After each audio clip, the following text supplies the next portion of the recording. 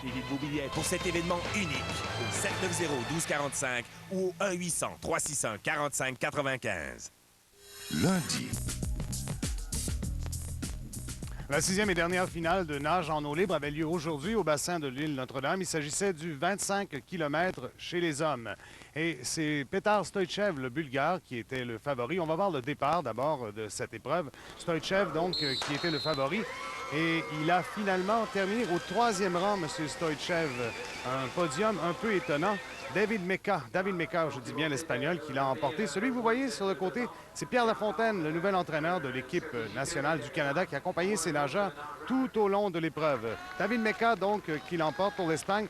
Deux Canadiens dans cette épreuve, Malcolm Lavoie, 20e, et André Couturier, 21e. On va l'entendre. Au quatrième tour, j'ai commencé à avoir mal à une épaule. Ensuite, ça a duré quand même 2 tours. Là. À un moment donné, je pensais de peut-être pas terminer. Là. Je pensais que les ligaments étaient en train de me déchirer dans l'épaule. C'était vraiment l'enfer. Ensuite, ça s'est passé un peu. J'ai commencé à avoir mal à l'autre côté. Puis au 7e tour, ça s'est comme passé un peu. J'avais beaucoup moins mal. Puis les 3 derniers tours ont été quand même assez solides, là, mais j'étais déjà très loin en arrière. Là, donc ma course était un peu pas terminée. Là, mais mettons que ça fait mal. C'est une première expérience au championnat du monde. Je veux dire... J'ai d'autres courses à l'avenir à venir. L'année prochaine, il y a les championnats du monde aussi en Italie puis ça. Donc, je le prends comme une expérience là, pour les prochaines compétitions à venir. Beaucoup de courage de ces athlètes. Écoutez, 25 km à la vitesse à laquelle on marche, nous, plus de 5 heures de nage, c'est absolument incroyable. André Couturier, qu'on vient de voir, a déjà fait la traversée du lac Saint-Jean. C'était en 2002. Et coïncidence, c'était aujourd'hui le 50e anniversaire de la toute première traversée du lac Saint-Jean. Jacques Amiotte l'avait emporté. Ce nom vous dit quelque chose? Eh bien, il était ici aujourd'hui. Et Marc Durand l'a rencontré. Bonjour, ça me fait plaisir. Je viens d'entendre parler de toi. Très bien, M. Gaucher. Bonne chance pour ta course. Merci beaucoup. André Couturier ne le savait pas vraiment, mais il vient de donner la main à une légende, Jacques Amiotte. Et sur la ligne de départ, André Couturier ne se doute pas un instant que cet homme a vécu encore plus fort que lui il y a exactement 50 ans. Où étiez-vous il y a exactement 50 ans, M. Amiotte? Dans l'eau, au lac Saint-Jean.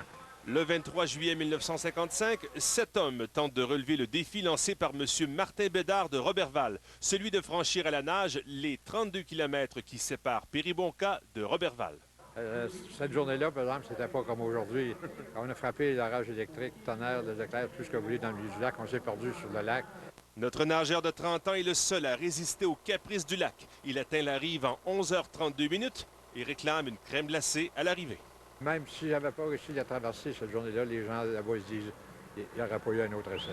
Le 17 juillet 1956, Jacques Amiotte de Québec devenait le premier Canadien français à traverser la Manche à la nage. À son retour, on n'en a que pour le gentil colosse de Québec. Et ce jeune homme que tout le monde a reconnu. Légende à 31 ans, il ne s'arrêtera jamais. La traversée du lac Saint-Jean demeure son meilleur souvenir. C'est mon pèlerinage annuel. Là, je descends mercredi de la semaine prochaine. Vous nagez toujours? Oui, on peut nager encore un 5 km. Nage moins vite parce que j'ai plus à traîner, mais je serais pas mal loin en arrière. Mais on n'a pas le même âge. Là. Moi, ça, hein? Je vais avoir 81 dans 4 mois. Là. Ça a été une course fantastique. C'est le valeur qui n'aille pas plus. Mais cet après-midi, j'ai du bon sens. Il y a assez d'assistance. Mais au départ, ce matin, il n'y a pas beaucoup de monde. C'est le valeur parce que c'est un vrai beau sport. Félicitations. Aujourd'hui, il a eu la chance de saluer le champion du monde et a insisté pour attendre et féliciter son concitoyen de Québec, André Couturier. Votre prochain grand défi? Mourir le plus vieux possible. Bonne idée, Monsieur Amiotte. Quel homme attachant, un exemple aussi. On va parler de water-polo maintenant. On l'a dit un peu plus tôt au cours de l'émission. L'équipe canadienne, déjà assurée de sa place en quart de finale, profite d'un petit congé bien mérité. Et c'est aujourd'hui qu'elle a pu enfin connaître l'identité de l'équipe qu'elle affrontera lors des quarts de finale. Il y avait un match opposant la Grèce et les Pays-Bas. C'était l'un ou l'autre. Et c'est la Grèce qui l'a finalement emporté. On va voir la fin de la rencontre avec Louis Hardy et Simon Deschamps. Voici la Grèce et les Pays-Bas. Nous allons assister à la conclusion de ce match qui va déterminer, bien sûr, Simon, l'adversaire du Canada dans le prochain tour. Alors, c'est une journée de match de classement, si vous voulez. La Grèce qui mène par 7-3. Il ne reste que 2 minutes 22 secondes à faire dans le match. Les Néerlandaises ont un excellent début de match, une première, une deuxième, mais à la troisième période, on a constaté que le conditionnement physique des Hollandaises était laissé à désirer, où évidemment on a surtout constaté la supériorité des Grecs. Oui, on a vu il y a quelques instants Iosifidou, la joueuse grecque qui doit subir des traitements. Elle a reçu un choc violent dans la région de l'œil. Alors c'est un sport qui, évidemment, où il y a beaucoup de contacts, souvent involontaires d'ailleurs, il faut le dire. En effet, parce qu'on à la a décharge des joueuses. beaucoup corps à corps. Alors, excellente exécution de la joueuse de centre. Elle a reçu la passe, contourné sa défense, son défenseur et est allée chercher l'exclusion. Alors, voici l'avantage numérique des Grecs. Formation 4-2. C'est Belkoum qui est chassé. Un premier tir sur la gardienne des Pays-Bas, De Nooy, qu'elle réussit à repousser avec 1 minute 45 à faire. Alors, échappée de la Néerlandaise, beaucoup d'espace. Elle regarde en arrière, se positionne dans le milieu du but. Une Et bonne voilà. lecture. Le but qui trompe évidemment Georgia Elinaki.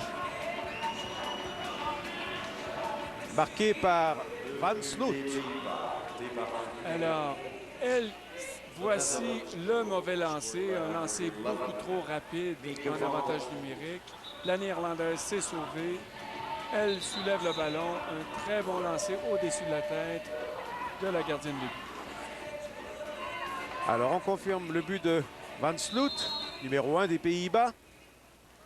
Alors que Iosifidou est toujours incommodé, on le voit, le tour de l'œil rougit sérieusement. Alors, 1,26 à jouer dans cette période. Les Grecs vont étirer le temps au maximum. Je ne pense pas que les Néerlandaises puissent revenir. 7-4 la marque. Dans d'autres parties aujourd'hui, l'Italie et l'Espagne. Victoire de l'Italie, 9-6 sur l'Espagne. On a vu ici cette partie de lutte subaquatique. Ça doit manger énormément d'énergie, ça, Simon. Oui, il y a beaucoup d'accrochage au centre. Et évidemment, les juges ne voient pas. En effet. Alors, les deux joueuses essaient de prendre avantage une sur l'autre. Contre-attaque des Néerlandaises. On passe le ballon à l'extérieur. Alors, c'était De Nooy, la gardienne de but des Néerlandais. Ici, la destinataire de la passe peine à récupérer le ballon. Voilà, ça a été fait. Il y a eu de passe ensuite. Les Italiennes ont conservé la même stratégie de jeu pendant tout le match, c'est-à-dire une demi-couverture de la joueuse de centre.